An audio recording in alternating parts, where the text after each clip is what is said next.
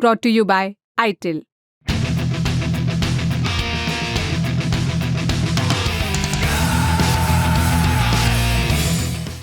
घी खावत बल तन में आवे, घी आँखन की जोत बधावे।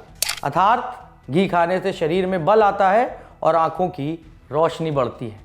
घी या देसी घी जिसकी उपयोगिता लिखते लिखते ना जाने कितनों के कलम घिस गए और ना जाने कितनी कहावतें मिसरे गढ़ी गईं। इसकी डिमांड जितनी बढ़ती गई उतना ही फले फूले इसका नकली रूप गढ़ने वाले फनकार। अब इन पीपो कनस्तरों को ही देखिए, इन पर ब्रांडेड कंपनियों के लोगो चिपके हैं। देसी घी होने का दावा किया जा रहा है, लेकिन ये दावा पूरी तरह से मुकम्मल नहीं है, क्योंकि इसके अंदर घी तो है लेकिन असली नहीं, शुद्ध नकली घी भरा है इनके अंदर। अब बताते हैं कि नकली घी बनाकर लोगों को बीमार और बहुत बीमार बनाने वाली फैक्ट्री कहाँ चल रही थी। यूपी के आगरा शहर में चल रही थी। नकली घी बनाने वाली फैक्ट्री का भंडाफोड़ जैसी खबरें आमतौर पर हम त्योहारी सीजन के वक्त ही सुनते हैं, देखते हैं। तो अब सवाल ये कि इस फैक्ट्री पर पुलिस की नज़र गई कैसे। आज तक से जुड़े अरविंद शर्मा की रिपोर्ट बताती है कि 2 जनवरी को पुलिस को टिप मिली कि आगरा के ताजगंज इलाके में नकली घी बनाने वाली 3 फैक्ट्रियां चल रही। सूचना मिलते ही पुलिस और खाद्य विभाग की टीम इन फैक्ट्रियों पर छापा मारने पहुंच गई। वहां पहुंचते ही पुलिस को नकली घी का जखीरा बरामद हुआ। साथ में मिले मिल्क प्रोडक्ट्स बेचने वाले 18 ब्रांड्स के स्टिकर। ब्रांड भी छोटे मोटे नहीं, नामी गिरामी ब्रांड जैसे मदर डेयरी, पतंजलि, मधुसूदन जैसे ब्रांड के स्टिकर। अब तक आप मिलावटखोरों की क्रोनोलॉजी तो समझ ही गए होंगे। वो ये कि औने पौने दामों पर नकली घी बनाओ और फिर उन पर बड़े ब्रांड्स के स्टिकर चिपकाकर मार्केट में खपा दो। पुलिस की तफ्तीश में एक और कमाल की बात पता चली है। वो ये कि इन नकली घी बनाने वाली फैक्ट्री को संचालित कर रहे मिलावटखोर बहुत सिस्टमैटिक या कहें तो चरणबद्ध तरीके से काम करते थे। पुलिस के मुताबिक आरोपी पहली फैक्ट्री में नकली घी बनाने का काम करते थे, दूसरी फैक्ट्री में नकली घी का रॉ मटेरियल रखा जाता था और तीसरी फैक्ट्री में बना हुआ नकली घी का स्टॉक।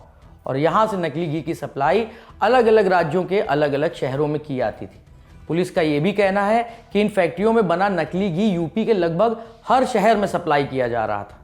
जांच में ये भी सामने आया है कि फैक्ट्री श्याम एग्रो के नाम से रजिस्टर्ड है और मालिक का नाम है नीरज अग्रवाल, जो कि ग्वालियर का रहवासी है। यहाँ से एक गोदाम जहाँ पे भारी मात्रा में अवैध रूप से बना हुआ घी रखा हुआ है और जिसमें फर्नेस मिली है और ह्यूज क्वांटिटी में विभिन्न 18 ब्रांड्स हैं जिनके पैकेजिंग मटेरियल है, पैकेज किया हुआ घी और बहुत सारा एसेंस, यूरिया, पाम ऑयल, विभिन्न प्रकार के रिफाइंड ऑयल और वनस्पति घी मिला।